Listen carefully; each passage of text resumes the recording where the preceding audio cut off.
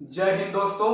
हम लोग बिहार दरोगा जो ज्ञान बिंदु सर द्वारा लॉन्च किया गया प्रीवियस ईयर है, उसके आज संकेत पात्र जो 17 दिसंबर 2023 में पूछा गया था उसका द्वितीय पाली का क्वेश्चन करेंगे। हम लोग जान रहे हैं कि 1 से 50 यानी पार्ट 1 में और 50 से 100 पार्ट 2 में 50-50 क्वेश्चन का डिस्कशन कर रहे हैं। तो चलिए आज हम लोग समय ज्यादा न बिताते हुए अपने क्वेश्चन की तरफ बढ़ते हैं। चलिए देखते हैं मोटिवेशन क्विज की।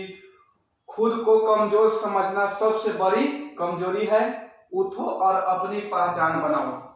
जिंदगी में खुद को कमजोर मत समझिए, उठिए और अपनी पहचान बनाइए। लगातार मेहनत करिए, आपकी पहचान खुद ही बन जाएगी। तो चलिए हम लोग अपने क्वेश्चन की तरफ बढ़ते हैं। उससे पहले आपको बता दें कि अगर आप हमारे चैनल से नहीं जुड़े हैं तो हमारे चैनल को सब्सक्राइब कर लीजिएगा। हमारे चैनल का नाम है एजुकेशन विद निशान सर। जो पहले बिहार दरोगा का प्रथम पाली का जो क्वेश्चन है वह कराया जा चुका है, आपको प्ले लिस्ट में मिल जाएगी। चलिए हम शुरू करते हैं। हमारा पहला क्वेश्चन है, एक ठोस शंकु जिसके आधार की त्रिज्या r तथा ऊंचाई h है तो उसकी कुल पृष्ठ का क्षेत्रफल क्या होगा। हम लोग जानते हैं कि शंकु का कुल पृष्ठ का क्षेत्रफल होता है pi r into l plus r. तो इसका आंसर हो जाएगा क्या, pi r plus h square plus r अंदर में, क्योंकि h square plus r under root का मान एल होता है। तो इसका आंसर क्या हो जाएगा, ऑप्शन सी। चलिए 2 नंबर क्वेश्चन पर बढ़ते हैं।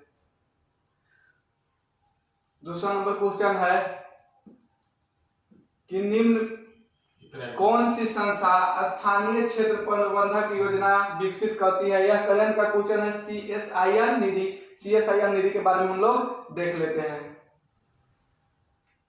तो जो निधि संस्था है, यह निधि की स्थापना कब की जाती है, 1958 में। निधि की स्थापना कब की जाती है, 1958 में। इसका मुख्यालय कहाँ है, नागपुर में। कहाँ स्थापित की गई थी, नागपुर में। यह किससे संबंधित है, तो यह प्रदूषण, वायु प्रदूषण को निपटाने से। चलिए इसका उद्देश्य है पर्यावरण और इंजीनियरिंग के क्षेत्र में नवाचार और अनुसंधान करना। चलिए आगे के नंबर पढ़ते हैं। 3 नंबर क्वेश्चन आप लोग के सामने कि सुभाष चंद्र बोस द्वारा फॉरवर्ड ब्लॉक के गठन कब की गई थी। तो कब की गई थी, 1939 में। कब की गई थी, 1939 में। चलिए देखते हैं इसके बारे में विशेष से। ऑल इंडिया फॉरवर्ड ब्लॉक की स्थापना 3 मई 1939 को सुभाष चंद्र बोस द्वारा की गई थी। कहीं कहीं 1 मई भी देखने को मिलता है, ध्यान रखिएगा। फॉरवर्ड ब्लॉक अखिल भारतीय सम्मेलन, याद रखिएगा, जो फॉरवर्ड ब्लॉक अखिल भारतीय सम्मेलन था उसका आयोजन कहाँ किया गया था, तो नागपुर में की गई थी। कब, 1940 में। फॉरवर्ड ब्लॉक का अध्यक्ष सुभाष चंद्र बोस जी तथा महासचिव पूछे तो कौन होगा, HB कामत जी। सुभाष चंद्र बोस जी ने जर्मनी में फ्री इंडिया सेंटर की स्थापना की थी। ध्यान रखिएगा, फ्री इंडिया सेंटर की स्थापना किसने किया था, सुभाष चंद्र बोस जी ने की थी। कहाँ किया था, तो जर्मनी में किया था। चलिए 1 सितंबर 1942 को सुभाष चंद्र बोस ने आजाद हिंद फौज की पहली डिवीजन की स्थापना की। सुभाष चंद्र बोस जी द्वारा दी गई कुछ नारे याद रखिएगा। दिल्ली चलो का नारा सुभाष चंद्र बोस जी ने दिया था। तुम मुझे खून दो मैं तुझे आजादी दूंगा का नारा भी सुभाष चंद्र बोस जी ने दिया था। चलिए आगे की तरफ बढ़ते हैं हम लोग अगला क्वेश्चन की तरफ। 4 नंबर क्वेश्चन आप लोग के सामने है कि पंजाब का ब्रिटिश साम्राज्य में विलय किस वर्ष हुआ था। आप लोग इसे दीजिए कि पंजाब का ब्रिटिश साम्राज्य में विलय किस वर्ष हुआ था। तो हम लोग जानते हैं कि जो पंजाब का ब्रिटिश साम्राज्य में विलय 1849 को हुआ था। 29 मार्च 1849 को, जो दूसरा आंग्ल सिख युद्ध था। चलिए पंजाब का संपूर्ण हिस्सा 29 मार्च 1849 को ब्रिटिश साम्राज्य में विलय हो जाती है। प्रथम आंग्ल सिख युद्ध, ध्यान रखिएगा, प्रथम अंग्रेज और सिख के बीच युद्ध कब होती है, 1545-46 के समय। इस समय भारत के गवर्नर जनरल पूछे कौन था, तो इस समय लॉर्ड हार्डिंग था। तथा अंग्रेज सेना का प्रमुख कौन था, हुक गॉफ था। अंग्रेजी सेना ने सितंबर 1845 में मुदकी और दिसंबर 1845 में फिरोज शाह और जनवरी 1846 में बछोवाल और आलीवाल की लड़ाइयां लड़ी। परंतु फरवरी 1846 में हुई सबराव की लड़ाई निर्णायक सिद्ध हुई। याद रखिएगा, सबराव की लड़ाई जो प्रथम सिख युद्ध में निर्णायक सिद्ध हुई थी, यह कब हुआ था? फरवरी 1846 ईस्वी में। अंग्रेज, इसके बाद अंग्रेज और सिख के बीच संधि होती है। अंग्रेज और सिख के बीच जो लाहौर की संधि हुई कब होती है? 9 मार्च 1946 को। अंग्रेज और सिख के बीच लाहौर की संधि कब होती है? 9 मार्च 1946 को। डायरेक्ट याद कर लीजिएगा, इसका डायरेक्ट परीक्षा में पूछा जाता है कि लाहौर की संधि कब हुई थी? तो 9 मार्च 1946 को। चलिए अगला संधि देख लेते हैं, भैरोवाल की संधि। भैरोवाल की संधि कब हुई थी? 22 दिसंबर 1846 को। कब हुआ था? 22 दिसंबर 1846 को। इसके तहत राजा दिलीप सिंह का जो संरक्षण हेतु अंग्रेज सेना का प्रवास पंजाब राज्य में मान लिया। भैरोवाल के संधि के अनुसार अंग्रेज सेना का प्रवास जो है पंजाब में होने लगी थी। चलिए दूसरा सिख युद्ध जो हुआ था 1849 में हुआ था। इस समय भारत के गवर्नर अगर पूछे तो कौन हो जाएगा?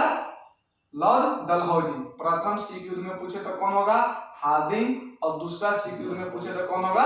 डलहौजी होगा। दूसरा आंग्ल सिख युद्ध के दौरान लड़ाई हुई जिसे चिलियावाड़ा की लड़ाई कहते हैं। उसमें सिख नेता शेर सिंह एवं अंग्रेज को जिसे गप थे। मिस्टेक है, अंग्रेज और सिख को बीच 9 मार्च 1846 को लाहौर की संधि हुआ था। 1946 दे दिया गया, मिस्टेक। और यहाँ 1946 लिखा हुआ है, जो थोड़ा ध्यान दीजिएगा, यहाँ 1846 होगा। हम भी ध्यान नहीं दिए हैं, ये क्या होगा? 1846 होगा, जो किताब में थोड़ा मिस्टेक है। चलिए दूसरा सिख युद्ध के समय में जो चिलियावाला की लड़ाई थी, इसमें शेर सिंह और अंग्रेज को जिसे गप थे। दूसरा लड़ाई चिनाब नदी के किनारे जो चार्ल्स नेपियर के नेतृत्व में हुई थी 21 फरवरी को, जो निर्णायक साबित हुई थी। इस युद्ध में सिख बुरी तरह से पराजित हुए थे, जिसे गुजरात की युद्ध भी कहते हैं। लॉर्ड डलहौजी को 29 मार्च 1849 की घोषणा द्वारा संपूर्ण पंजाब का विलय अंग्रेज राज्य में कर लिया जाता है। याद रखिएगा, पंजाब का विलय कब होती है? 29 मार्च 1849 के। कौन कर लेते हैं? डलहौजी कर लेते हैं। किस सिख युद्ध में? तो दूसरा सिख युद्ध में होती है। दूसरा अंग्रेज सिख युद्ध में पंजाब की विलय हो जाती है। चलिए 5 नंबर क्वेश्चन बढ़ते हैं। चलिए 5 नंबर क्वेश्चन जो इंग्लिश का है, इसका आंसर क्या हो जाएगा? Option number D. चलिए 6 नंबर क्वेश्चन की तरफ बढ़ते हैं। 6 नंबर क्वेश्चन है जो करेंट का है, इसे देखना ठीक ना है। चलिए यूपी बाबरी इसका आंसर होगा, लेकिन चलिए आगे की तरफ बढ़ते हैं। 7 नंबर क्वेश्चन। 7 नंबर क्वेश्चन है, भारत के सबसे उत्तरी दिशा में निम्न में से कौन सा जैव मंडल भंडार स्थित है? क्या कह रहा है कि भारत के सबसे उत्तर में कौन सा जैव मंडल भंडार स्थित होगा? तो कोल डेजर्ट हो जाएगा। कोल डेजर्ट कहाँ स्थित है? हिमाचल प्रदेश में। सिमलीपाल उड़ीसा में, नंदा देवी उत्तराखंड में, मानस असम में। तो कौन हो जाएगा? कोल डेजर्ट। चलिए देख लेते हैं इसके बारे में। भारत के सबसे उत्तरी दिशा में कोल डेजर्ट जैव मंडल भंडार स्थित है। कोल डेजर्ट कहाँ मिलता है? हिमाचल प्रदेश में। नंदा देवी कहाँ है? उत्तराखंड में। मानस कहाँ है? असम में। सिमलीपाल कहाँ है? उड़ीसा में। याद रखिएगा, भारत में कुल जैव भंडार पूछे कितना है? तो 18 है। ध्यान रखिएगा कि भारत में कुल जैव भंडार पूछे तो कितना है? 18 है। और कहे कि यूनेस्को में कितना शामिल किया गया है? तो याद रखिएगा अब 13 हो गया है। जो 13वां नंबर कौन शामिल हुआ है? कोल डेजर्ट हुआ है। 13वां नंबर कौन हुआ है? कोल डेजर्ट हुआ है। चलिए हम लोग 18 जैव मंडल के देख लेते हैं। नीलगिरी ये कहाँ स्थित है? तमिलनाडु, केरल और कर्नाटक में। इसे 1986 में जो पहला था। दूसरा नंबर नंदा देवी कहाँ है? उत्तराखंड में, 1988 में। नौक्रेक कहाँ स्थित है? मेघालय में, 1988 में ही शामिल हुई थी। मन्नार की खाड़ी कहाँ है? तमिलनाडु में। सुंदरवन पश्चिम बंगाल में। मानस असम में। ग्रेट निकोबार अंडमान निकोबार में, सब 1989 में। सिमलीपाल उड़ीसा में है। ध्रिबु साइखोवा परीक्षा में आता है, कहाँ है? असम में है, जो सबसे छोटा है। सबसे छोटा जैव मंडल ध्रिबु साइखोवा है, जो असम में स्थित है। दिहांग और दिबांग पूछे कि जैव मंडल कहाँ है? तो अरुणाचल प्रदेश में 1999 में शामिल होती है। पंचमदी कहाँ है? मध्य प्रदेश में। कंचनजंगा सिक्किम में। अगस्त मलाई तमिलनाडु और केरल क्षेत्र में। अचान कमार मध्य प्रदेश और छत्तीसगढ़ में। करण कहाँ मिलेगा आपको? गुजरात में, जो सबसे बड़ा। याद रखिएगा जैव मंडल भंडार सबसे बड़ा पूछे कौन है तो कच्छ का रण है, जो कहाँ स्थित है गुजरात में। कोल देजर्ट हिमाचल प्रदेश में, शेषाचलन आंध्र प्रदेश में, और पन्ना मध्य प्रदेश में, जो सबसे नया है। लेकिन अब सबसे नया कौन हो गया है, 18वां नंबर में सबसे नया है, याद रखिएगा। अगर यूनेस्को में पूछे सबसे नया शामिल कौन हुआ है तो कोल देजर्ट हुआ है, जो कहाँ स्थित है हिमाचल प्रदेश में। चलिए अगला क्वेश्चन पर बढ़ते हैं। 8 नंबर क्वेश्चन आपके सामने। जनगणना 2011 के अनुसार भारत में किस राज्य में जनसंख्या घनत्व सर्वाधिक है। क्या कह रहा है कि जनगणना 2011 के अनुसार भारत में किस राज्य में जनसंख्या घनत्व सर्वाधिक है। तो जनसंख्या घनत्व सर्वाधिक कहाँ है, अपना बिहार में। कहाँ है, अपना बिहार में। कितना है 1106। पश्चिम बंगाल में पूछे तो 1028। चलिए और डिटेल से देख लेते हैं।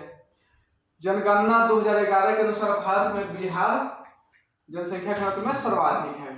चलिए जनगणना 2011 के अनुसार सर्वाधिक जनसंख्या घनत्व वाले राज्य, सबसे ज्यादा बिहार में कितना है 1106, पश्चिम बंगाल में 1028, केरल में 807, उत्तर प्रदेश 829, हरियाणा 573। न्यूनतम जनसंख्या घनत्व वाला राज्य पूछे तो न्यूनतम में कौन हो जाएगी, एक नंबर पे अरुणाचल प्रदेश जहाँ 17 है, 2 नंबर पर मिजोरम 52, 3 नंबर पर सिक्किम 86, 4 नंबर पर मणिपुर 115 और 5 नंबर पर नागालैंड 119।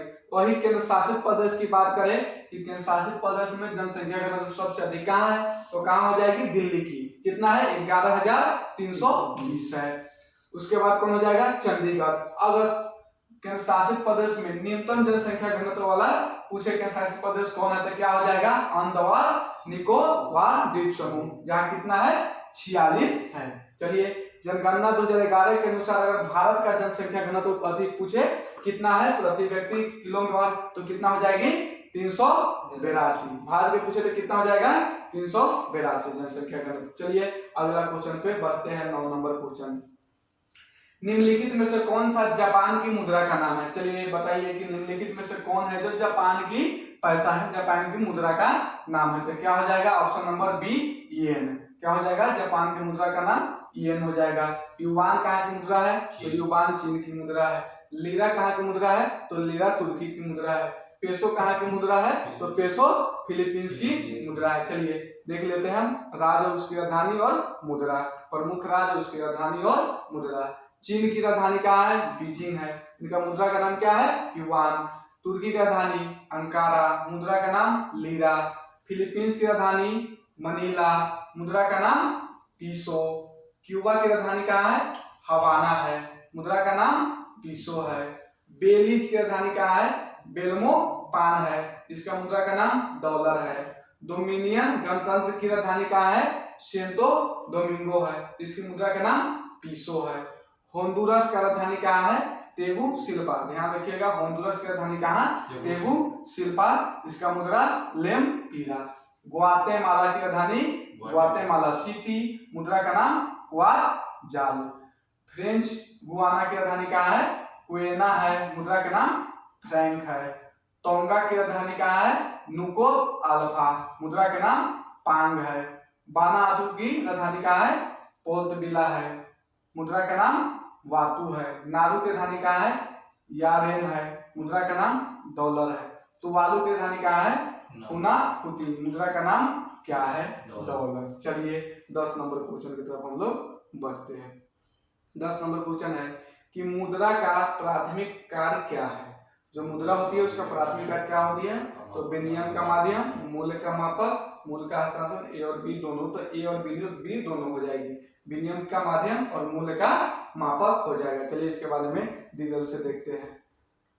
मुद्रा का प्राथमिक कार्य को मुख्य कार्य भी कहा जाता है। इन कार्य के अंतर्गत मुद्रा के उन कार्यों को सम्मिलित किया जाता है जो मुद्रा द्वारा प्रत्येक देश से संपादित किए जाते हैं। मुद्रा के 2 प्राथमिक कार्य होते हैं जो हम लोग देखे, मूल्य का मापक, विनिमय का माध्यम।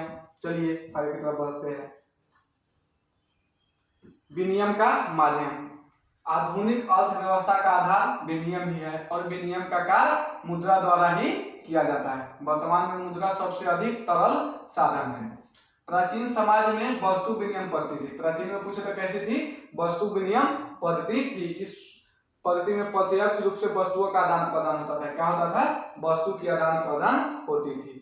मूल का मापक, मुद्रा मूल का मापक की इकाई का कार्य करते हैं। दूसरे शब्द में कहा जा सकता है कि मुद्रा द्वारा मूल को मापा जा सकता है। अगर मूल को मापना हो तो मुद्रा के द्वारा मापना आसान है।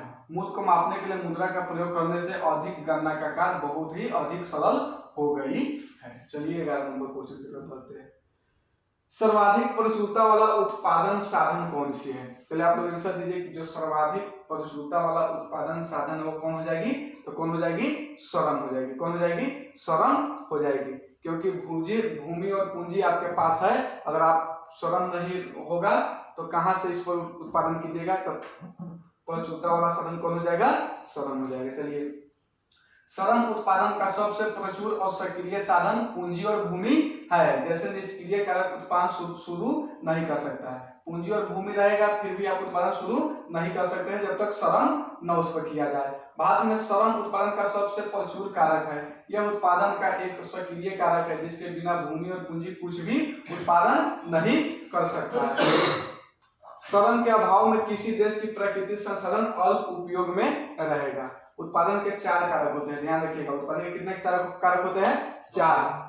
भूमि, श्रम, पूंजी और उद्यमी। क्या होता है? भूमि, श्रम, पूंजी और उद्यमी। धन का वह अंश जिसका प्रयोग उत्पादन के लिए किया जाता है उसे पूंजी कहते हैं। मान लीजिए कि आपके पास पूंजी और कितना भी संपत्ति हो और आपको श्रमिक ना मिले तो वहां पर उत्पादन कर पाइएगा? कभी नहीं होगा। पहला मेन क्या होता है? श्रम होते हैं। श्रम मतलब श्रमिक, काम करने वाले व्यक्ति, और उद्यमी मतलब जो मन से काम करता हो। आप मन से पढ़ाई करिएगा तो सरकारी नौकरी पाइएगा, अगर मन से पढ़ाई नहीं करिएगा तो भटकते रह जाइएगा। चलिए 12 नंबर क्वेश्चन तरफ बढ़ते हैं। 2 सेक्टर अर्थव्यवस्था प्रारूप में समग्र मांग होती है।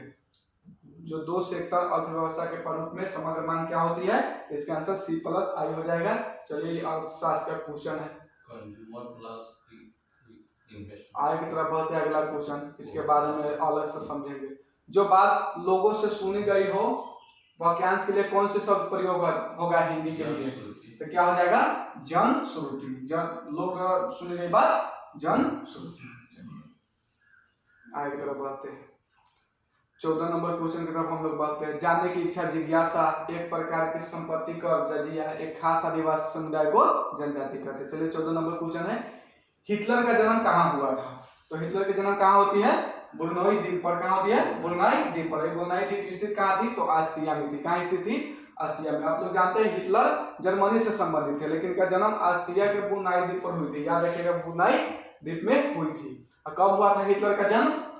20 अप्रैल 1889 को। कब होती है? 20 अप्रैल 1889 को ऑस्ट्रेलिया के ब्रुनोई नामक द्वीप पर हुआ था। 1919 में हिटलर ने जर्मन वर्क्स पार्टी नामक संगठन से क्या हुआ? जुड़ा। इस पार्टी का उसने नेशनल सोशलिस्ट पार्टी का नया नाम दिया। बाद में इस पार्टी को नाजी पार्टी के नाम से भी जाना जाता है। हिटलर जर्मनी के चांसलर कब नियुक्त किए जाते हैं? तो 30 जनवरी 1933 को। हिटलर जर्मनी का चांसलर कब नियुक्त किया जाता है? तो 30 जनवरी 1933 को। याद रखिएगा। हिटलर 1938 में ऑस्ट्रिया को जर्मनी में एक जन एक सम्राट और एक नेता का नारा देकर मिला लिया था। तो ऑस्ट्रिया को कब मिलाया था? 1938 में। हिटलर ने एक जन एक सम्राट और एक नेता का नारा देकर मिला लिया था। हिटलर की जो नस्ली सोच थी किससे मिलता जुलता था? तो चार्ल्स डार्विन और हर्बर्ट स्पेंसर से मिलता जुलता था। उसके सिद्धांत पर यह काम करते थे। नाजी यूथ लीग की गठन 1922 में हुआ था। कब हुआ था? नाजी यूथ लीग का गठन 1922 में हुआ था। 4 साल बाद इस संगठन को हिटलर यूथ का नाम दिया गया।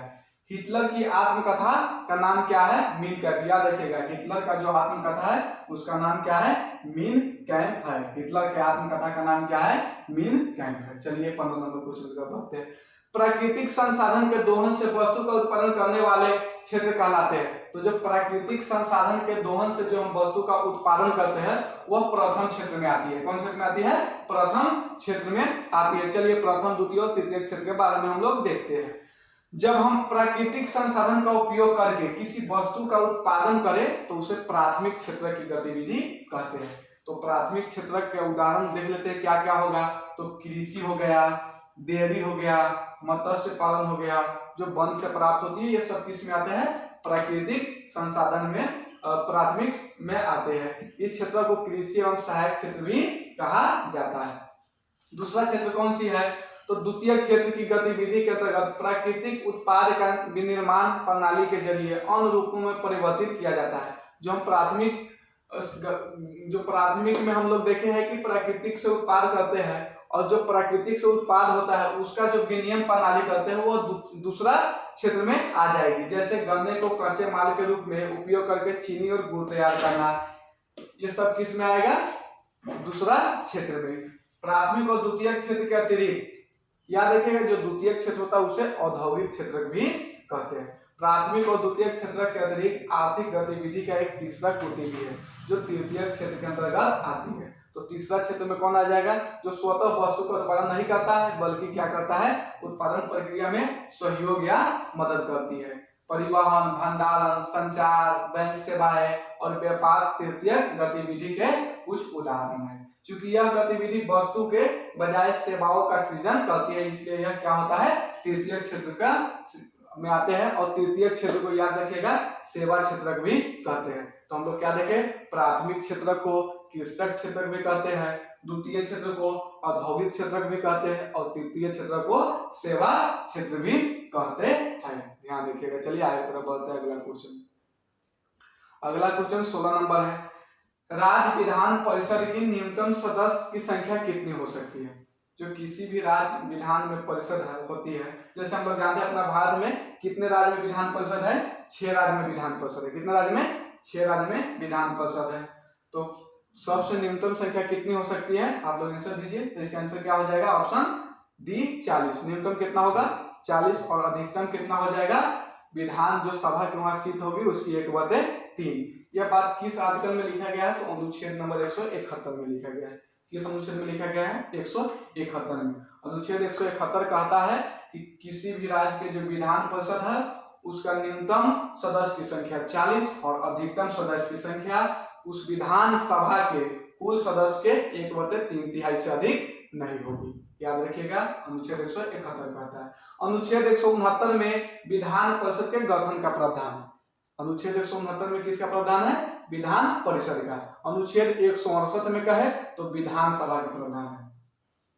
चलिए, विधान परिषद जो होती है एक अस्थायी सदन होती है। आप लोग जानते हैं कि विधान परिषद जो होती है एक अस्थायी सदन होती है, विधानसभा होती है जो एक अस्थायी सदन होती है। संविधान के अनुच्छेद 172 के 2 में यह प्रावधान है कि विधान परिषद कभी विघटित नहीं होगा। विधान परिषद जो है कभी विघटित नहीं होगी। इसके बारे में जिक्र कहाँ किया गया है? अनुच्छेद 172 के 2 में। प्रत्येक 2 वर्ष के बाद 1/3 सदस्य सेवानिवृत्त हो जाते हैं तथा उतने ही नए सदस्य का निर्वाचन होता है। क्या होता है? 2 साल पर 1/3 सदस्य सेवानिवृत्त होती है और उतना ही सदस्य को फिर से निर्वाचित कर लिया जाता है। विधान परिषद का प्रत्येक सदस्य का जो कार्यकाल होती है कितना दिन की होती है? 6 वर्ष की होती है।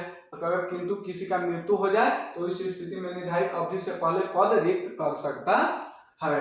याद रखिएगा, अगर मृत्यु हो जाए तो कोई उसके जगह पर चुनाएगा तो वह 6 साल के लिए नहीं चुनाएगा, बाकी समय के लिए ही चुनाएगी। और विधानसभा में अगर पूछे तो उसका कार्यकाल 5 साल की होती है। चलिए अगला नंबर क्वेश्चन पर हम लोग बढ़ते हैं। अगला नंबर आपके सामने, चलिए अगला क्वेश्चन की तरफ चलिए। 17, 18 इसे और है। यहाँ 17 नंबर क्वेश्चन, 16 के बाद 17। निम्नलिखित में से किसने तैरते द्वीप की झील कहा जाता है? कह रहा है कि निम्नलिखित में से किसे तैरता हुआ द्वीप का झील कहा जाता है? किसे कहा जाता है? लोकतक झील को। किसे कहा जाता है? लोकतक झील को। लोकतक झील कहाँ स्थित है? मणिपुर में स्थित है। यहाँ एक तैरता हुआ राष्ट्रीय उद्यान जिसका नाम है किमुल लमजाओ स्थित है। यह किमुल लमजाओ किसके लिए, यहाँ कौन सी जंतु पाई जाती है? आप लोग कमेंट बॉक्स में जवाब दीजिएगा कि किसके लिए फेमस है। चलिए, यह तैरता की है क्यों है? तो वहाँ फुंदी पाई जाती है। फुंदी क्या होती है? एक दलदली जगह होती है। चलिए, महत्वपूर्ण झील एवं उनकी स्थिति देख लेते हैं। पुलिकत झील। पुलिकत झील कहाँ स्थित है? आंध्र प्रदेश में। हुसैन सागर हैदराबाद में, धेवर जिसको जय समर झील कहते हैं कहाँ है, राजस्थान के उदयपुर में। चलिए हम और भारत के झील के बारे में मैप के द्वारा देख लेते हैं। चलिए आपके सामने है, देख लीजिए आप लोग मैप से कि कौन झील कहाँ पाई जाती है। यहाँ आप लोग जानते हैं कि यह लद्दाख क्षेत्र है, लद्दाख वाली झील, बाकी यहाँ सब आपके सामने है। देख लीजिए आप लोग कि कौन झील कहाँ आपको मिलता है। चलिए हम आगे नंबर क्वेश्चन पे बढ़ते हैं। 18 नंबर क्वेश्चन है कि बिहार के निम्नलिखित में से कौन सा जिला स्वर्ण खनिज उत्पादन की सूची में है। अपना बिहार में कौन जिला है जो स्वर्ण के खनिज के उत्पादन की सूची में है, तो कौन जिला है, जमुई। कौन जिला हो जाएगा, जमुई। जमुई जिला के सोनो प्रखंड के अंतर्गत कौन सी गांव, करमतिया गांव के पास सर्वाधिक सोना का भंडार स्थित है।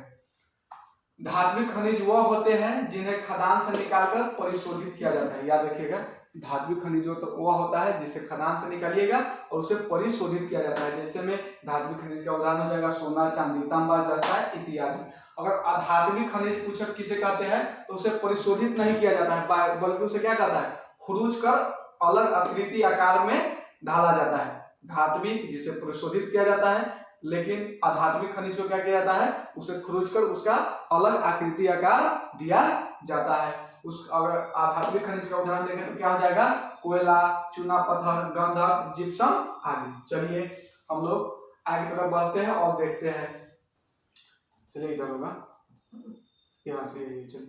देश में सबसे उच्च कोटि का चूना पत्थर रोहतास एवं कैमूर जिला में फैला कैमूर के पठार में पाई जाती है, जिसे पाइराइट या डोलोमाइट आदि कहते हैं। देख लेते हैं हमारे बिहार में कौन जिला में क्या चीज मिलता है। सोना जमुई करमतिया, शीशा अगर पूछे तो भागलपुर में, क्वार्ट्ज पूछे तो जमुई में, गंधक रोहतास और अमझौर में, कोयला औरंगाबाद में, यूरेनियम अपने बिहार में पूछे तो गया में, fire clay Munger Rohtas, beryllium के पूछे तो गया एवं नवादा क्षेत्र, डोलामाइट पूछे तो रोहतास, खनिज तेल पूछे तो मुंगेर राजगीर, अभ्रक पूछे तो गया नवादा मुंगेर और जमुई, चीनी मिट्टी पूछे तो भागलपुर बांका एवं मुंगेर, लिथियम पूछे तो गया, बॉक्साइट मुंगेर खड़गपुर की पहाड़ी और रोहतास, फेलोस्पोर पूछे तो गया भागलपुर और मुंगेर जमुई। चलिए 19 नंबर क्वेश्चन की तरफ हम लोग बढ़ते हैं। 19 नंबर क्वेश्चन आप लोग के सामने है कि निम्नलिखित में से भारत छोड़ो आंदोलन के प्रस्ताव को किसने पेश किया था। चलिए आप लोग इसके आंसर दीजिए कि जो भारत छोड़ो आंदोलन थे उसके प्रस्ताव को किसने पेश किया था। तो इसको प्रस्ताव को किसने पेश किया था, जवाहरलाल नेहरू जी ने पेश किया था। किसने पेश किया था, जवाहरलाल नेहरू जी ने। चलिए भारत छोड़ो आंदोलन के बारे में हम लोग देखते हैं। भारत छोड़ो आंदोलन जो था, याद रखिएगा, कांग्रेस के किस अधिवेशन में पास होती है, वर्धा अधिवेशन में। किस अधिवेशन में, वर्धा अधिवेशन में पास होती है। क्वेश्चन पूछा जा चुका है, वर्धा अधिवेशन में पास होती है 7 अगस्त 1942 को। इसकी अध्यक्षता कौन करते हैं, अब्दुल कलाम आजाद जी करते हैं। ऐतिहासिक सम्मेलन में गांधी जी ने 70 मिनट तक भाषण दिए थे। 8 अगस्त की मध्यरात्रि के सरकार के कांग्रेस के नेताओं को गिरफ्तार करने की योजना बनाई। अगर परीक्षा में आए कि भारत छोड़ो आंदोलन कब हुई थी तो ध्यान रखिएगा 9 अगस्त 1942 को। कब हुई थी, 9 अगस्त 1942 को। उसी सुबह ऑपरेशन जीरो आवर शुरू होती है। तो ऑपरेशन जीरो आवर किससे संबंधित है, तो ऑपरेशन जीरो आवर जो है भारत छोड़ो आंदोलन से संबंधित है। याद रखिएगा, ऑपरेशन जीरो आवर किससे संबंधित है, भारत छोड़ो आंदोलन से संबंधित है। इसके तहत महत्वपूर्ण जो कांग्रेसी नेता था उसे गिरफ्तार कर लिया गया। तो गांधी जी को गिरफ्तार करके कहाँ रखा गया, आगा खां पैलेस में। गांधी जी को गिरफ्तार करके कहाँ रखा गया, आगा खां पैलेस में। उसके बाद जवाहरलाल नेहरू जी को कहाँ गिरफ्तार करके रखा गया था, अल्मोड़ा जेल में। डॉक्टर राजेंद्र प्रसाद जी को गिरफ्तार करके कहाँ रखा गया था, तो डॉक्टर राजेंद्र प्रसाद जी को गिरफ्तार करके बांकीपुर जेल पटना में, तथा मौलाना अब्दुल कलाम जी को कहाँ रखा गया था, बांकुड़ा जेल में रखा गया था। चलिए इसी आंदोलन में महात्मा गांधी जी ने करो और मरो का नारा दिया था। किसका नारा दिया था, करो और मरो का नारा दिया था। चलिए इस आंदोलन का कौन विद्रोह किया था, तो भीमराव अंबेडकर जी और मुस्लिम लीग ने भारत छोड़ो आंदोलन का विरोध किया था। भारत छोड़ो आंदोलन के उपरांत क्या हुआ, मुस्लिम लीग और कांग्रेस के बीच संवैधानिक गतिरोध दूर करने के लिए श्री राजगोपाल जी ने एक पॉम्पलेट जारी किया था, दी वे आउट पॉम्पलेट। कब जारी किया था, 1944 को। कब जारी किया था? 1944 को जारी किया था। आप लोग याद रखिएगा कि पंपलेट किसने जारी किया था? श्री राजगोपालाचारी जी ने जारी किया था। कब जारी किया था? 1944 में जारी किया था, जिसे सीआर फार्मूला के नाम से भी जाना जाता है। चलिए, 1 अगस्त 1942 को इलाहाबाद में तिलक दिवस मनाया गया था। याद रखिएगा, इलाहाबाद में तिलक दिवस कब मनाया गया था? तो 1 अगस्त 1942 को मनाया गया था। चलिए, हम आगे तरफ बढ़ते हैं। 1942 आंदोलन का सबसे अगला क्वेश्चन की तरफ चलते हैं।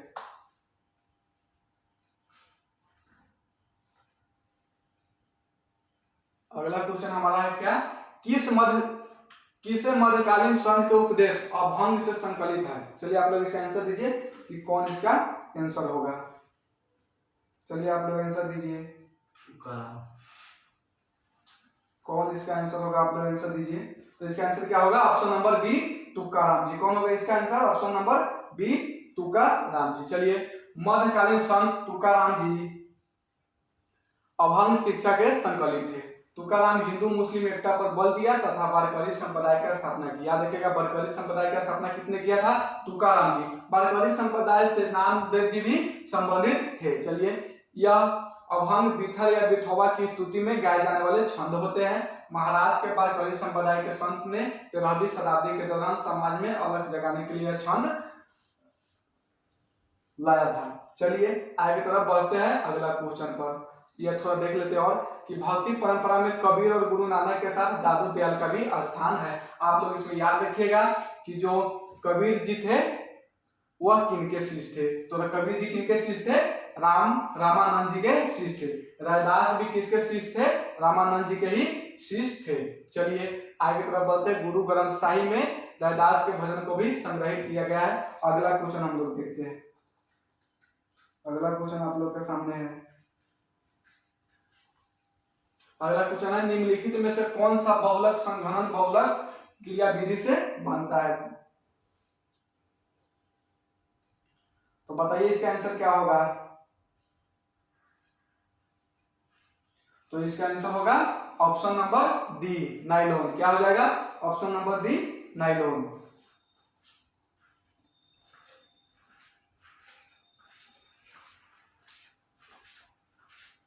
तो चलिए देख लेते हैं, इसके बारे में हम लोग अलग से पढ़ेंगे, नाइलॉन और बहुलीकरण के बारे में। चलिए अगला क्वेश्चन पे चलते हैं।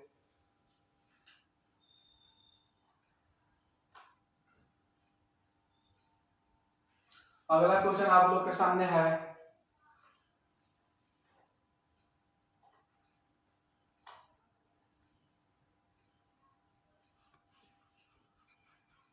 अगला क्वेश्चन, प्रथम विश्व युद्ध के प्रभाव के रूप में महिलाओं ने नई भूमिका में प्रवेश किया, क्यों की? आंसर दीजिए, इसका क्या होगा?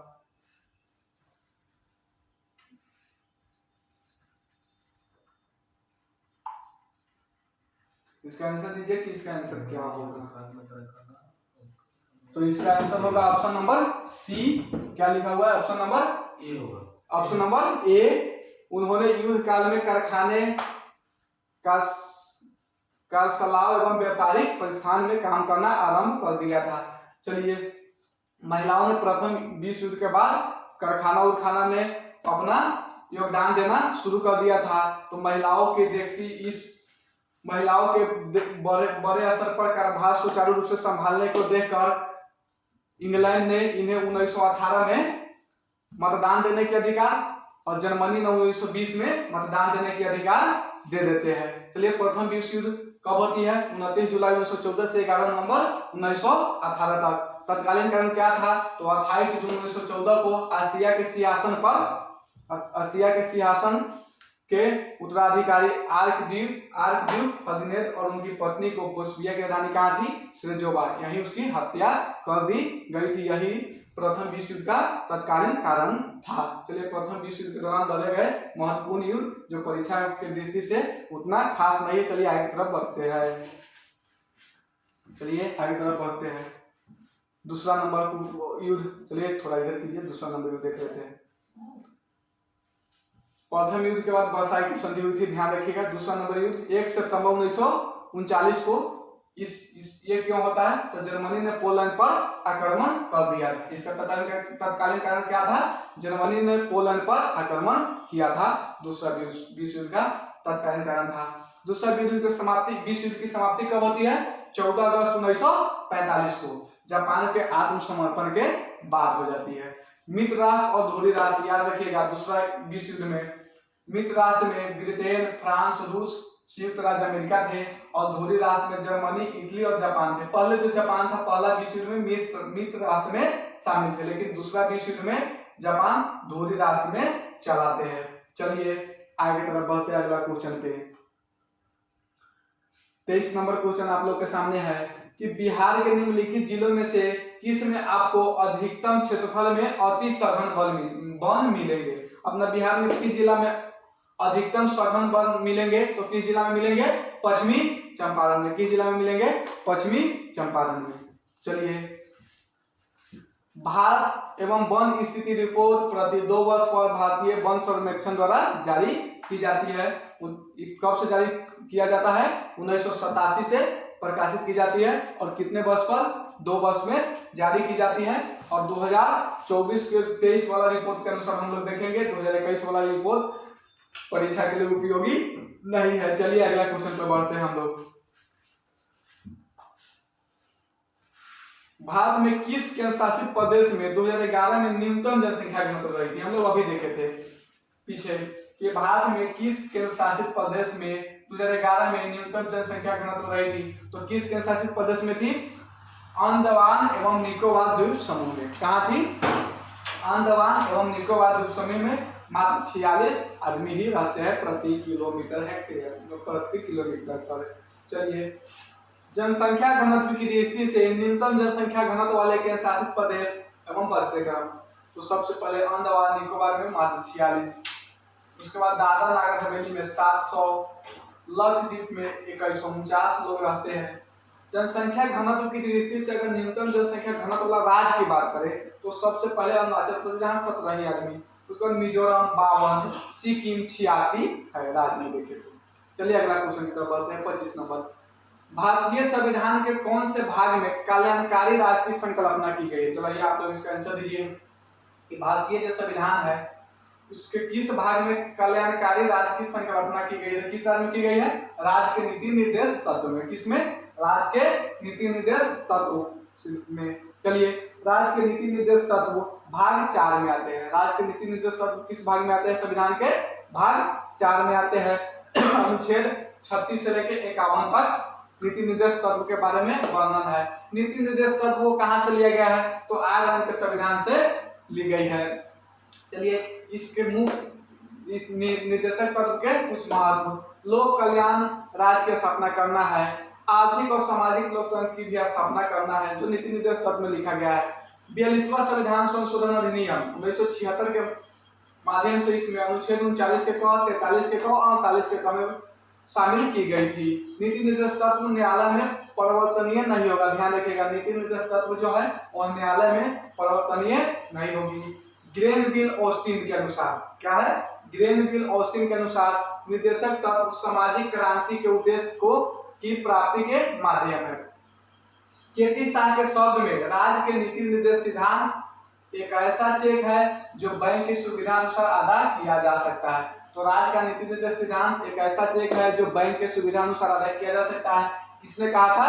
केटी शाह ने कहा था। चलिए प्रस्तावना देखते हैं। भारतीय संविधान की भूमिका की भांति है, जिसमें संविधान के आदर्श, उद्देश्य, सरकार के स्वरूप, संविधान के स्रोत से संविधान प्रावधान और संविधान लागू होने की तिथि आदि का संक्षेप में उल्लेख है। मूल अधिकार संविधान में उल्लेखित वह अधिकार है जो व्यक्ति के भौतिक, जैसे सामाजिक, आर्थिक और राजनीतिक और नैतिक में आध्यात्मिक और धार्मिक विकास हेतु आवश्यक है। न्यायिक पूर्वालोकन से तात्पर्य न्यायपालिका की उस शक्ति से है जिससे अंतर्गत विधान पालिका द्वारा बनाए गए किसी भी कानून को, चलिए ऊपर कीजिए, या कार्यपालिका द्वारा जारी किए गए किसी भी आदेश को संविधान के प्रावधान के प्रतिकूल होने पर न्यायपालिका निरस्त कर सकती है तथा वह अपने पूर्व में सुनाए गए निर्णय का भी समीक्षा कर सकता है। चलिए 26 नंबर क्वेश्चन पे देखते हैं। निम्नलिखित में से कौन सी गैस ओजोन परत के लिए हानिकारक है? कह रहा है कि कौन गैस है जो ओजोन परत के लिए हानिकारक है। हम लोग जानते हैं कि हमारे वायुमंडल में, समताप मंडल में ओजोन परत पाई जाती है। ओजोन परत के लिए हानिकारक कौन हो जाएगा? CFC। कौन हो जाएगा? CFC। ओजोन परत कहाँ मिलता है? समताप मंडल में मिलता है। और हानिकारक गैस उसके लिए कौन है? CFC है। चलिए हम लोग देख लेते हैं। क्लोरोफ्लोरोकार्बन CFC को कहते हैं। यह हानिकारक, ओजोन के लिए हानिकारक गैस होती है। ओजोन परत हमें कहाँ मिलती है? तो वायुमंडल में, समताप मंडल में मिलती है। प्राकृतिक ओजोन गैस की एक मेखला है जो सूर्य द्वारा उत्सर्जित हानिकारक पराबैंगनी किरणों से रक्षा के लिए कवच का कार्य करती है। ओजोन का कार्य क्या होता है? जो सूर्य प्रकाश के द्वारा पराबैंगनी जो विकिरणें निकलती है उससे हमारी रक्षा करती है। ओजोन का विघटन करने वाला पदार्थ क्लोरोफ्लोरोकार्बन यानी CFC, hydrochlorofluorocarbon HCFC, हाइड्रोब्रोमोफ्लोरोकार्बन HBFC, carbon Treta chloride CCl4, methyl chloroform CH3CCl3, methyl bromide CH3Br एवं ब्रोमो क्लोरोमीथेन CH2BrCl आदि है। चलिए ओजोन क्षरण नियंत्रण हेतु अंतरराष्ट्रीय प्रयास देखते हैं कि ओजोन के जो क्षरण हो रहा था उसके नियंत्रण ला अंतरराष्ट्रीय प्रयास किया गया। तो वियना कन्वेंशन कब होती है? तो वियना कन्वेंशन 1985 में अपनाया गया, लेकिन यह करारदादी कब से शुरू की? 1988 से। ये सब ओजोन परत से संबंधित है। मॉन्ट्रियल प्रोटोकॉल कब होती है? 16 सितंबर 1987 को अपनाया जाता है। और यह प्रभावी कब से होती है? मॉन्ट्रियल प्रोटोकॉल 1989 से। याद रखिएगा, इसीलिए 16 सितंबर को ओजोन दिवस मनाया जाता है। किंगाली समझौता, किंगाली समझौता कब होती है? 2016 में होती है। किंगाली समझौता कब होती है? अक्टूबर 2016 में होती है। किंगाली कहाँ स्थित है?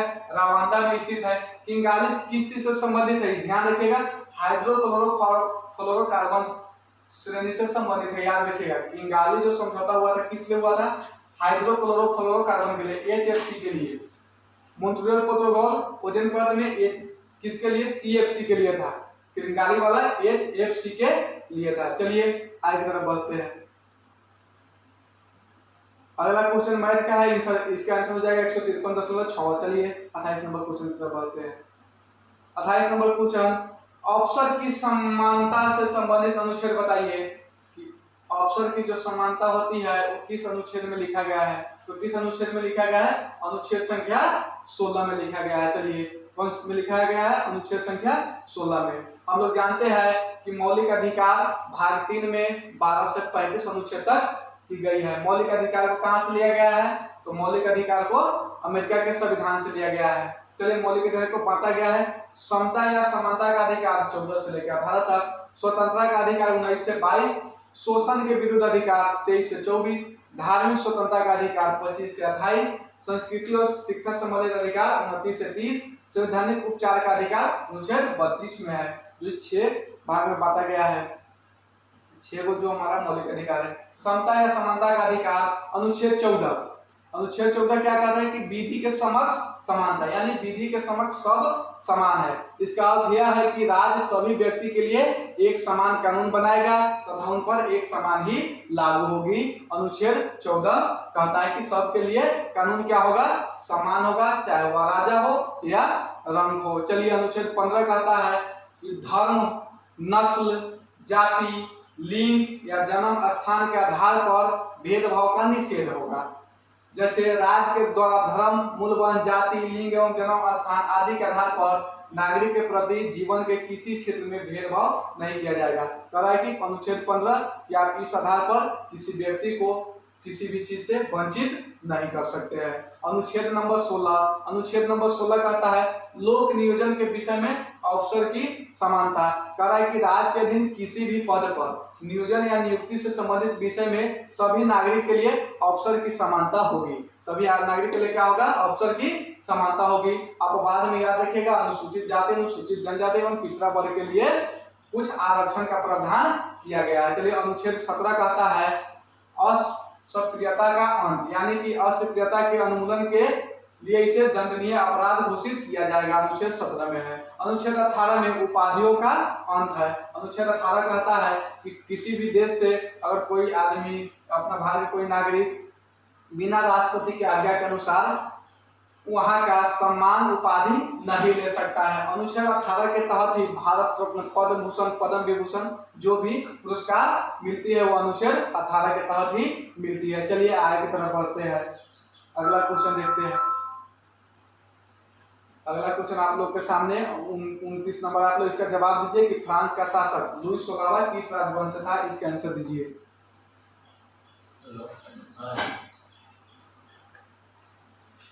फ्रांस का शासक लुई 16वां किस राजवंश से था? तो इसका आंसर क्या हो जाएगा? तो वह बुर्बो राजवंश से था। किस राजवंश से था? बुर्बो राजवंश से था। चलिए, लुई 16वीं 1774 में राजगद्दी पर बैठती है। लुई 16वीं फ्रांस की राजगद्दी पर कब बैठती है?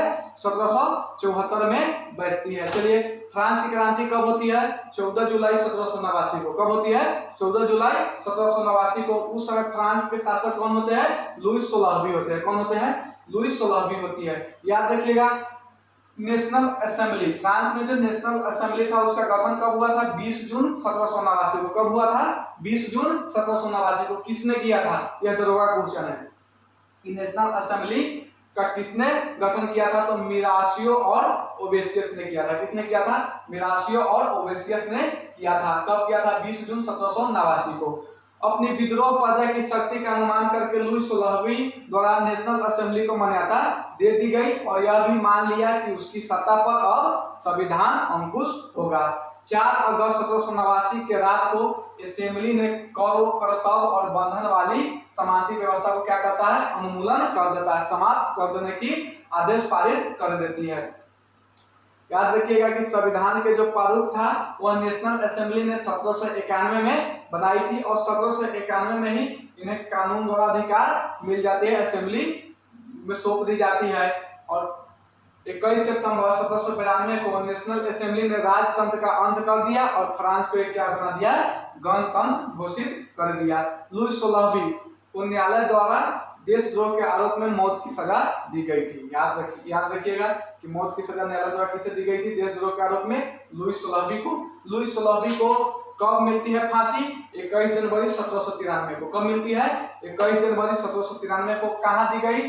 प्लेस दी लो कॉनकॉर्ड में। कहाँ दी गई थी? प्लेस दी लो कॉनकॉर्ड में। कब दी गई थी? 21 जनवरी 1793 को। चलिए, फ्रांस के राष्ट्रगान को किसने लिखा है? रॉजर दी लाइन ने। किसने लिखा है? रॉजर दी लाइन ने। फ्रांस के राष्ट्रगान कौन सी है? मार्सिले है। फ्रांस की राष्ट्रगान कौन सी है? मार्सिले है। चलिए आगे तरफ बढ़ते हैं। 30 नंबर क्वेश्चन, रस संवेदी ग्राही का पता लगते हैं। तो रस संवेदी जो ग्राही होती है वह स्वाद का पता लगाती है। यह जीभ पर मौजूद होता है, स्वाद कलिका में समान रूप से फैली होती है। स्वाद ग्राही विशेष अंग जैसे आंख, कान, नाक और मुंह के साथ साथ आंतरिक अंगों में भी होती है। जीभ का सारा पृष्ठ छोटे बड़े अंकुर से ढका रहता है, इसे स्वाद कलिका कहते हैं, जिनमें मनुष्य की विभिन्न प्रकार के स्वाद का ज्ञान प्राप्त होती है। 4 प्राथमिक स्वाद किस्मों को आमतौर पर मीठे, खट्टा, नमकीन और कड़वे के रूप में पहचान होती है। याद रखिएगा, स्वाद को किस रूप में पहचान होती है? मीठे, खट्टे, नमकीन और कड़वा। ये बीपीएससी द्वारा 17वीं बीपीएससी में क्वेश्चन पूछा गया था कि जो है मीठा, खट्टे, नमकीन और कड़वे का जीभ पहचान करती है स्वाद के रूप में। जीभ का शिरा मिठास और नमकीनापन के प्रति अधिक संवेदनशील होती है। जीभ दांत के भीतरी सतह को साफ और चिकनी रखती है तथा भोजन को निकलने में और बोलने में मदद करती है। घ्राण ग्राही, यह घ्राण ग्राही न्यूरॉन्स की सतह पर मौजूद होती है। इनका मुंह कर गंध को महसूस करना घ्राण ग्राही हमारी नाम में ही स्थित है। चलिए, काय संबंधित ग्राही, मानव में यह ग्राही स्पर्श और तापमान का अनुभव कराती है। कौन? काय संवेदी ग्राही। चलिए आगे तरफ बढ़ते हैं। अगला क्वेश्चन है, निम्नलिखित में से कौन सा तत्व और उसका प्रतीक की जोड़ी सही है? आप लोग इसका आंसर दीजिए कि कौन सही होगा। मरकरी जिसका Hg होता है, सिल्वर जिसका Ag होता है। चलिए आपका आंसर दीजिए इसका क्या होगा। तो इसका आंसर हो जाएगा सोडियम Na। क्या हो जाएगा? Sodium Na। चलिए आगे बढ़ते हैं, देख लेते हैं कुछ और तत्व। हाइड्रोजन इसका प्रतीक H, सोडियम इसका प्रतीक Na, potassium K, iron Fe, arsenic As, silver Ag, तीन Sn, antimony Sb, tungsten W, gold Au। क्या देखिएगा। चलिए 32 नंबर क्वेश्चन की तरफ बढ़ते हैं हम लोग। सेंटियागो राजधानी है, तो सेंटियागो किस देश की राजधानी है? आप लोग आंसर दीजिए। तो किसका हो जाएगा? चिली की राजधानी कहाँ है? सेंटियागो है। चिली की राजधानी सेंटियागो। कुछ देश और उसकी राजधानी देख लेते हैं। और उरुग्वे की राजधानी मोंटेविडियो है। अगर उसका मुद्रा की बात किए जाए तो पीसो हो जाएगी। गुयाना की राजधानी जॉर्ज टाउन हो जाएगा। अगर मुद्रा की बात की जाए तो डॉलर हो जाएगी। पेरू की राजधानी लिमा हो जाएगा। मुद्रा की बात की जाए तो न्यू सोल हो जाएगी। ब्राजील की राजधानी ब्राजीलिया हो जाएगी। मुद्रा की बात की जाए तो रियल हो जाएगी। इक्वाडोर की राजधानी क्वेटा हो जाएगी। अगर मुद्रा की बात की जाए तो यूएस डॉलर हो जाएगी। अर्जेंटीना की बात की जाए तो ब्यूनस आयर्स, मुद्रा पीसो। बोलीविया की राजधानी लापाज, मुद्रा बोलीवियानो। बरमुदा की राजधानी हैमिल्टन, मुद्रा डॉलर। बाहामास की राजधानी क्या हो जाएगी? नसाउ, मुद्रा डॉलर। चलिए आगे की तरफ बढ़ते हैं 33 नंबर क्वेश्चन पर। निम्नलिखित में से कौन सा एल नीनो का प्रभाव नहीं है? तो यह इसका आंसर हो जाएगा ऑप्शन नंबर डी। यह पेरू तट के जल का तापमान कम कर देता है। यह गलत है। यह पेरू तट के जल का तापमान 10 डिग्री तक बढ़ा देता है। बाकी ये तीनों बात सही है। यह भूमध्यरेखीय परिसंचरण में विकृति उत्पन्न करती है। यह समुद्री जल के पार्श्वन में अनियमितता उत्पन्न करता है। इससे मछलियों की संख्या कम जाती है। ये बात सही है, पर यह गलत है। यहाँ तापमान 10 डिग्री तक बढ़ जाती है एल नीनो से। चलिए आगे तरफ बढ़ते हैं। एल नीनो एक जटिल मौसम तत्व है जो हर 5 या 10 साल पर उत्पन्न होती है। एल नीनो का शाब्दिक अर्थ क्या होता है? बालक ईसा होती है। एल नीनो का शाब्दिक अर्थ क्या होता है? बालक ईसा होती है, क्योंकि यह जलधारा दिसंबर के महीना में क्रिसमस के आसपास नजर आती है, इसलिए इसे बालक ईसा कहते हैं। इस तंत्र में महासागरीय और वायुमंडलीय परिघटना शामिल होती है। पूर्वी प्रशांत महासागर में यह पेरू के तट के निकट उष्ण समुद्रीय धारा के रूप में प्रकट होती है। यह धारा पेरू तट के जल का तापमान 10 डिग्री सेल्सियस तक क्या करता है? बढ़ा देता है। चलिए इसका परिणाम देखते हैं। भूमध्यरेखीय वायुमंडल की परिसंचरण में विकृति, समुद्री जल का वाष्प में अनियमितता करना, प्लवक की मात्रा में कमी होती है, जिससे समुद्र की जो मछली होती है उसकी संख्या कम जाती है। चलिए 34 नंबर क्वेश्चन की तरफ बढ़ते हैं। यूनेस्को की मुख्य कार्य क्या है? तो यूनेस्को का मुख्य कार्य क्या है? शिक्षा, विज्ञान, संस्कृति और अंतर्राष्ट्रीय सहयोग द्वारा शांति की स्थापना करना। चलिए यूनेस्को के बारे में हम लोग देख लेते हैं। तो यूनेस्को की स्थापना कब होती है? 16 सितंबर 1945 को किया गया था। यूनेस्को का मुख्यालय कहाँ है? पेरिस, फ्रांस में स्थित है। चलिए यह सभी प्रकार के यूनेस्को का मुख्य कार्य क्या है? सभी प्रकार की गुणवत्ता शिक्षा हेतु प्रेरित करना, सतत विकास के लिए नीति एवं विज्ञान संबंधित ज्ञान का उपयोग करना, उभरती सामाजिक और नैतिक चुनौतियों से समझौता करना, संस्कृति विविधता, संवाद एवं शांति की प्रवृत्ति को प्रोत्साहन करना, ये सब किसका काम है? यूनेस्को का काम है। चलिए 35 नंबर क्वेश्चन की तरफ बढ़ते हैं। 35 नंबर क्वेश्चन है कि 2011 की जनगणना के अनुसार बिहार में कौन सा जिला न्यूनतम साक्षरता दर वाला जिला है? चलिए आप लोग इसका आंसर दीजिए कि 2011 की जनगणना के अनुसार बिहार में कौन सा जिला है जो न्यूनतम साक्षरता दर वाला जिला है? आप लोग के सामने है। Option A Purnia, option B Rohtas, option C Kaimur, option D Sheohar. जिस जिला से हम है उसी वही आंसर हो जाएगा ऑप्शन डी शिवहर। चलिए पूर्णिया क्या पूर्णिया तो सॉरी क्या कह रहा है कि शिक्षा साक्षरता में, तो साक्षरता में क्या हो जाएगा? पूर्णिया हो जाएगा। और हमको लगा है किसमें है कि क्षेत्रफल में, तो क्षेत्रफल में कौन हो जाएगा? शिवहर हो जाएगा। चलिए साक्षरता की बात हो रही है तो क्या हो जाएगा? पूर्णिया हो जाएगा। अधिक कहे तो रोहतास हो जाती। चलिए देख लेते हैं इसके बारे में और डिटेल से।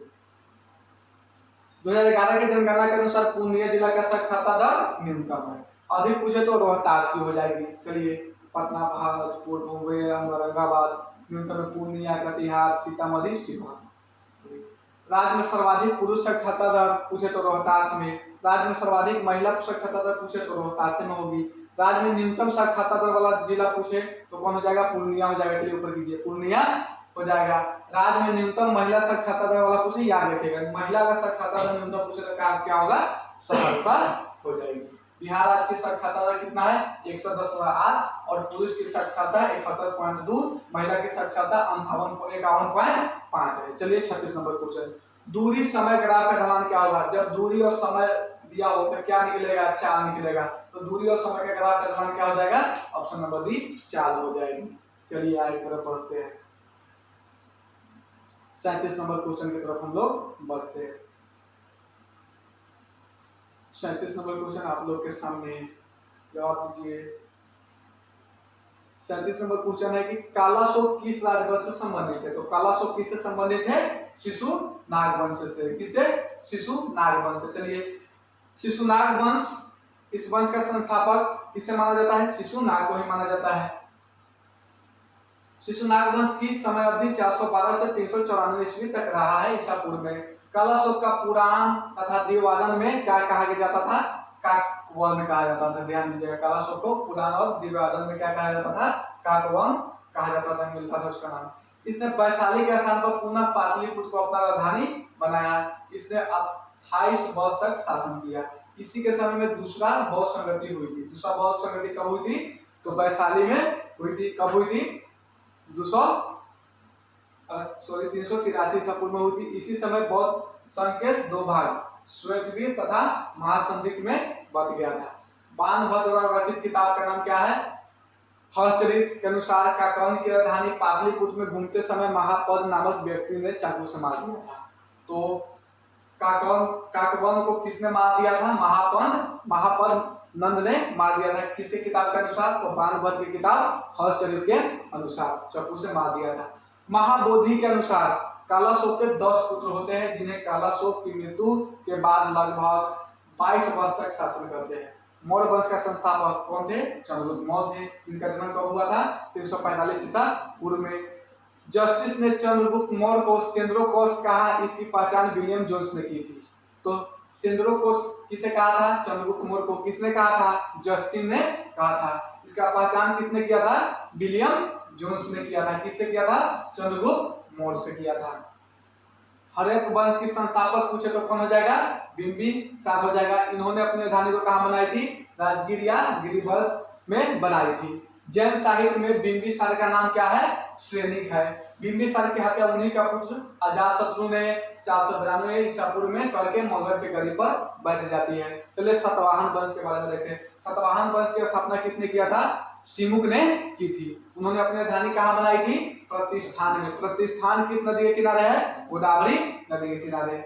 सातवाहन वंश के प्रमुख शासक में कौन कौन हो जाएंगे? सिमुक, सातकर्णी गौतमीपुत्र, सातकर्णी वशिष्ठ पुत्र और पुलुबामी। चलिए, सातकर्णी ने 2 अश्वमेध तथा 1 राष्ट्रीय यज्ञ भी किया था। सातवाहन शासक के समय के प्रसिद्ध साहित्यकार याद रखिएगा हाल एवं गुणाद थे। हाल ने कौन किताब लिखा था? गाथा सप्तशती। और गुणाद ने कौन लिखा था? बृहद कथा। हाल ने गाथा सप्तशती और गुणाद ने बृहद कथा लिखा था। सातवाहन शासक ने चांदी, तांबे, सीसा, पोतीन और कांसे की मुद्रा का प्रचलन किया। सर्वप्रथम ब्राह्मणों को भूमि अनुदान देने की प्रथा का आरंभ सातवाहन शासक ने की थी।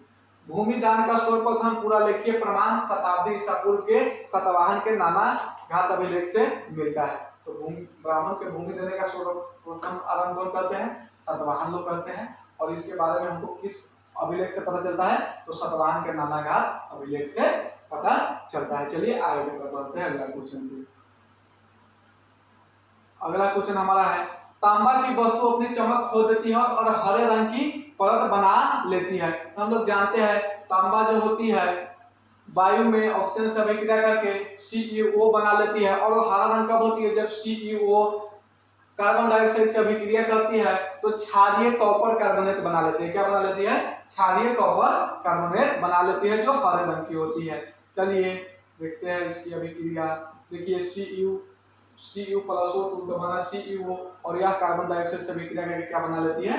देखिए CuCO3 जो क्षारीय होती है। चलिए परीक्षा में क्वेश्चन आ सकता है कि चांदी जो होती है वह अपना कलर काला क्यों कर लेती है? तो वायुमंडल में उपस्थित सल्फर के साथ चांदी अभिक्रिया करके सिल्वर सल्फाइड बना लेती है और उसका कलर काला हो जाता है। चलिए तांबा के बारे में देखते हैं। तांबा के परमाणु क्रमांक पूछे तो 29। मानव द्वारा प्रयुक्त प्रथम धातु कौन था?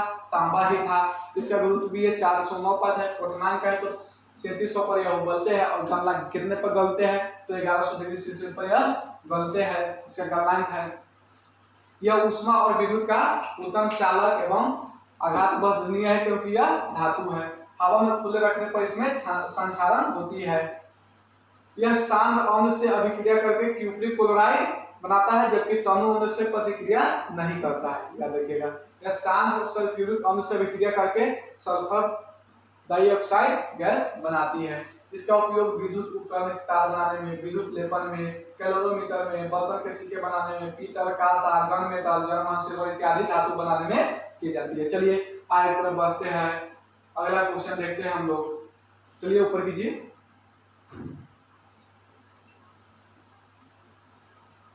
चलिए आगे तरफ बढ़ते हैं, अगला क्वेश्चन है 39 नंबर। राष्ट्रपति पद के चुनाव के लिए जमानत राशि कितना है? तो राष्ट्रपति पद के चुनाव के लिए जमानत राशि 15,000 रुपये है।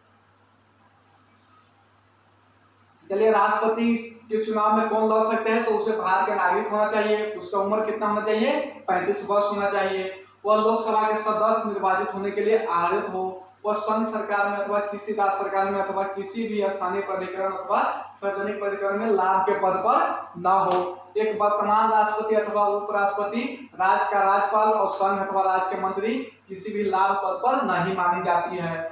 इस प्रकार यह राष्ट्रपति के पद के लिए अर्हत उम्मीदवार होते हैं। चलिए 1997 से पहले जो राशि थी वह 2500 रुपया ही था और अनुमोदक और प्रस्तावक की संख्या मात्र 10-10 ही थी, लेकिन 1997 के बाद अनुवादक और प्रस्तावक की संख्या 50-50 रखी गई और राशि को 15,000 कर दी गई, जिसे भारत के रिजर्व बैंक में जमा करना पड़ता है। अगर आप वैध मत का 1/6 भाग नहीं प्राप्त करते हैं तो आपका जमानत जब्त हो जाएगी, आपकी पैसा जब्त हो जाती है। चलिए आगे तरफ बढ़ते हैं अगला क्वेश्चन पे। 40 नंबर क्वेश्चन है, कौन सी कंपनी भारत में प्रथम इलेक्ट्रॉनिक कार लॉन्च किया था? तो कौन किया था? टाटा ने किया था। उस कार का नाम था लवबर्ग, 1993 में की थी। टाटा समूह के संस्थापक हम लोग जानते हैं जमशेदजी टाटा है, जो 26 अगस्त 1907 को सांची नामक स्थान पर झारखंड में टाटा कंपनी की स्थापना की थी। चलिए 41 नंबर क्वेश्चन पर देखते हैं, लाल लेटेराइट मिट्टी किस फसल के लिए अधिक उपयुक्त होती है? तो लाल लेटेराइट मिट्टी कहाँ मिलती है? तो तमिलनाडु, केरल, कर्नाटक वाले क्षेत्र में मिलती है। किसके लिए होती है? काजू के लिए होती है, यहाँ अधिक वर्षा और अधिक तापमान होती है। चलिए लाल मिट्टी क्षेत्र में, इस मिट्टी का विकल्प उस क्षेत्र में होता है जहां उच्च तापमान एवं भारी वर्षा होती है। अधिक वर्षा के कारण जल के साथ चूना और सिरका निक्षालन हो जाती है तथा लौह के ऑक्साइड और एल्यूमिनियम की मिट्टी में शेष पड़ जाती है। यही साधारणतः लाल भूरे रंग की होती है एवं मुख्य रूप से पश्चिमी घाट के पर्वत के गिरिपथ क्षेत्र में लंबी पट्टी के रूप में, केरल, कर्नाटक, महाराष्ट्र, उड़ीसा पठार क्षेत्र में, राजमहल पहाड़ी, छोटानागपुर आदि क्षेत्र में, मेघालय उद्यान पठार में पाई जाती है। चलिए यह मिट्टी रबर और कॉफी की फसल के लिए सबसे अच्छी मानी जाती है। इस मिट्टी में मुख्यतः क्या क्या उगाया जाता है? चाय, कहवा, रबर, सिंकोना, काजू, मोती, अनाज एवं मसालों की कृषि की जाती है। चलिए 42 नंबर क्वेश्चन पे बढ़ते हैं, द्रव अवस्था से गुजरे बिना गैसीय अवस्था का सीधे ठोस अवस्था में परिवर्तन क्या कहलाता है? क्या कह रहा है कि गैस अवस्था से सीधे ठोस में, ठोस से गैस में कहता तो ऊर्ध्वापातन हो जाता है, गैस से ठोस में कह रहा है तो क्या हो जाएगा? निक्षेपण हो जाएगा। क्या हो जाएगा? निक्षेपण हो जाएगी। चलिए आगे तरफ बढ़ते हैं, यह थर्मोडायनेमिक अभिक्रिया होती है। निक्षेपण कैसी अभिक्रिया होती है? थर्मोडायनेमिक प्रक्रिया होती है। चलिए आगे तरफ बढ़ते हैं, बाकी ऊर्ध्वापातन हम लोग जानते हैं, ठोस से गैस में बदलना, संघनन गैस से द्रव का रूप में परिवर्तन होना, जमना कोई भी ठोस जमता है उसे जमना कहते हैं। चलिए मतलब कोई भी द्रव जम जाए। 43 नंबर क्वेश्चन ये करेंट से है कि पिया सेजेस और सविता पुनिया का संबंध किसे है? तो किसे है? हॉकी से। चलिए 44 नंबर, रुधिर कणिका जो रक्त के थक्का निर्माण में सहायक होता है, तो रक्त के थक्का निर्माण में कौन सहायक होता है? प्लेटलेट होता है। कौन होता है? प्लेटलेट होता है। चलिए देख लेते हैं रुधिर के बारे में।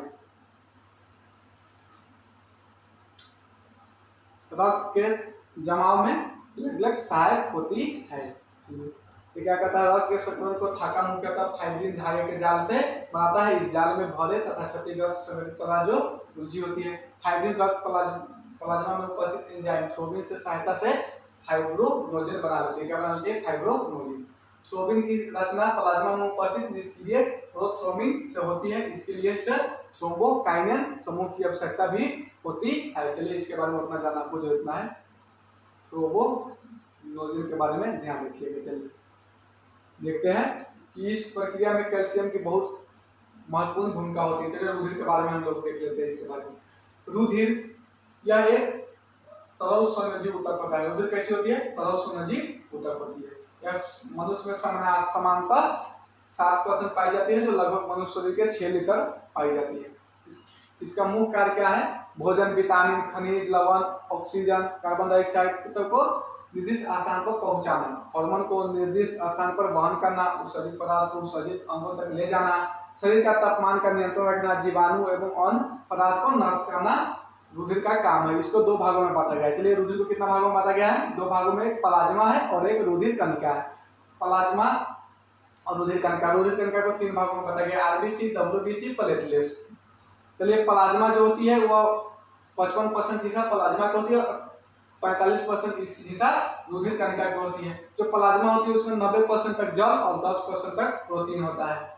कार्बनिक और अकार्बनिक आदि पदार्थ होते हैं। प्रोटीन में ग्लोबुलिन तथा एल्बुलिन होती है। चलिए लाल रक्त कणिका के बारे में देखते हैं। इसे इरिथ्रोसाइट भी कहते हैं, याद रखिएगा। आरबीसी को इरिथ्रोसाइट भी कहते हैं। इसका व्यास 7.7 mm से और इसका मोटाई 2.2 mm तक होती है। इसका आकार कैसा होता है? गोलाकार होता है। याद रखिएगा जो आरबीसी होती है वह केंद्रक विहीन होती है, उसमें केंद्रक दिखाई नहीं देती है। आरबीसी का रंग लाल होता है, हीमोग्लोबिन की उपस्थिति के कारण होती है। इसमें O2 लेन देन तथा देने की क्षमता होती है। चलिए आगे तरफ बढ़ते हैं।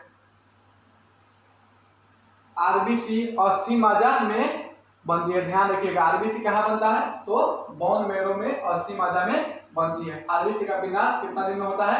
तो 90 से 120 दिन तक। आरबीसी कितना दिन तक जीवित रहते हैं? 90 से 120 दिन तक। इसका विनाश कहाँ होता है? पलिहा में होता है। याद रखिएगा कहाँ होता है? स्प्लीन यानी पलिहा में होता है। शिराओं का रुधिर नीला या बैंगनी होता है। जो शिरा में खून बहता है उसका रंग कैसी होती है? नीला या बैंगनी, जो अशुद्ध या कार्बन डाइऑक्साइड होती है। परीक्षा में आ सकता है कि अशुद्ध या कार्बन डाइऑक्साइड युक्त जो अशुद्ध खून होती है उसका रंग कैसा होता है? नीला या बैंगनी। एवं धमनी का रुधिर लाल या गुलाबी रंग का हो सकता है, जो अशुद्ध वाला हो। फुफ्फुस शिरा के अतिरिक्त सभी शिराओं में रुधिर CO2 एवं फुफ्फुस धमनी के अतिरिक्त सभी धमनियों में रुधिर O2 बहते हैं। चलिए श्वेत रक्त कणिका के बारे में देखते हैं, जिसे ल्यूकोसाइट कहते हैं। डब्ल्यूबीसी को ल्यूकोसाइट कहते हैं, आरबीसी को एरिथ्रोसाइट कहते हैं। श्वेत कणिका जो होती है, रक्त कणिका, ये इसका आकृति कैसी होती है? अनियमित होती है। इसमें केंद्रक होता है और इसमें हीमोग्लोबिन नहीं पाया जाता है, इसलिए यह लाल नहीं होती है। यह 2 प्रकार के होते हैं, ग्रेनुलोसाइट और एग्रेनुलोसाइट होती है। ग्रेनुलोसाइट जिसमें कण पाया जाता है, यह 3 प्रकार के कण पाए जाते हैं, न्यूट्रोफिल, इसिनोफिल, बेसोफिल। ये सब अस्थि मज्जा में मिलते हैं। और डब्ल्यूबीसी न्यूट्रोफिल संख्या में सर्वाधिक तथा बेसोफिल कम होती है। एग्रेनुलोसाइट जिसमें कण नहीं पाया जाता है, यह 2 प्रकार के होते हैं, लिम्फोसाइट और मोनोसाइट। रुधिर प्लेटलेट्स के बारे में देखते हैं।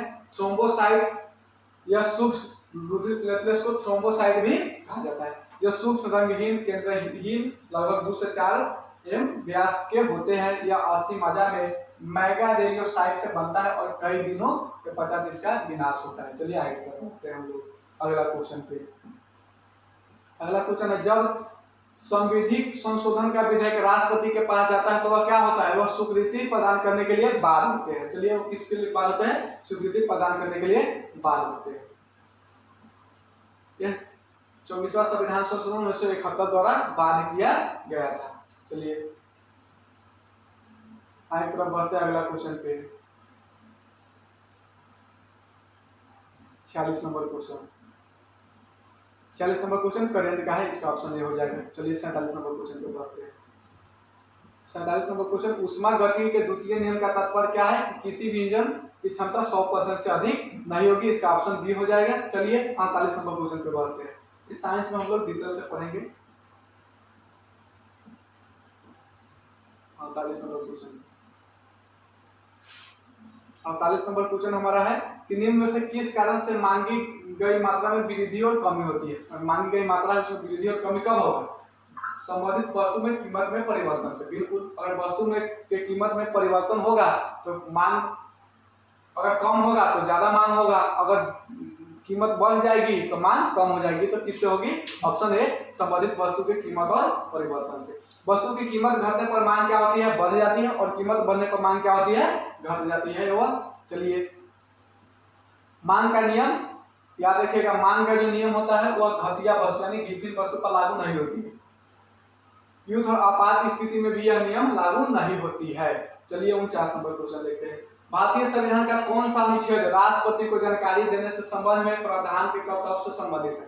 कह रहा है कि राष्ट्रपति को जानकारी देने के लिए कौन सा अनुच्छेद है जिसमें प्रधानमंत्री का कर्तव्य है कि उन्हें जानकारी दे। तो किस में हो जाएगा? अनुच्छेद नंबर 78। अनुच्छेद नंबर कितना हो जाएगा? 78। हम लोग जानते हैं 61 में महाभियोग, 75 में मंत्रिपरिषद और प्रधानमंत्री की नियुक्ति, अनुच्छेद 52 में राष्ट्रपति के बारे में।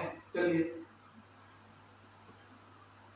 और 73 में संघ और कार्यपालिका की शक्ति का विवरण है। 50 नंबर क्वेश्चन जो करेंट का क्वेश्चन है, आप लोग 50 नंबर क्वेश्चन जो करेंट का क्वेश्चन है, लेकिन आप लोग के लिए यहाँ पर हम 50 नंबर क्वेश्चन छोड़ के जाते हैं कि आप लोग इसका जवाब दीजिएगा कि अभी जो 2026 में क्रिकेट विश्व कप हुआ था, T20 क्रिकेट विश्व कप हुआ था, उसको किसने जीता और कितने रन से जीता। आप लोग हमारे कमेंट बॉक्स में कमेंट कीजिएगा 50 नंबर क्वेश्चन पे। तो आज हमारा वीडियो यहीं पर होती है समापन। पार्ट 1 में 1 से लेके 50 तक हम लोग क्वेश्चन किए हैं। 17/12/2023 को पूछा गया क्वेश्चन है बिहार दरोगा का। कल हम लोग इसका दूसरा पार्ट करेंगे जो 51 से लेके 100 तक होगी। तो आप लोग अगर हमारी वीडियो अगर आप लोगों को पसंद आए तो हमारे channel education with Nishant sir को सब्सक्राइब जरूर कीजिएगा। हम लोग बिहार दरोगा जो ज्ञान बिंदु सर द्वारा लॉन्च की गई है प्रीवियस ईयर, उसके 2500 सेट का डिस्कशन करने वाले हैं। अगर आप बिहार पुलिस मद्य निषेध का एग्जाम देना चाह रहे हैं, अगर देने वाले हैं, तो आप यहाँ से हमारे से जुड़ के आप बहुत ही अच्छा स्कोर कर सकते हैं। आप अपना एग्जाम में एक सीट सुनिश्चित कर सकते हैं। तो चलिए हमारा वीडियो यहीं पर होती है समाप्त। फिर मिलेंगे कल, तब तक के लिए आप लोग से विदा लेते हैं। जय हिंद, जय भारत।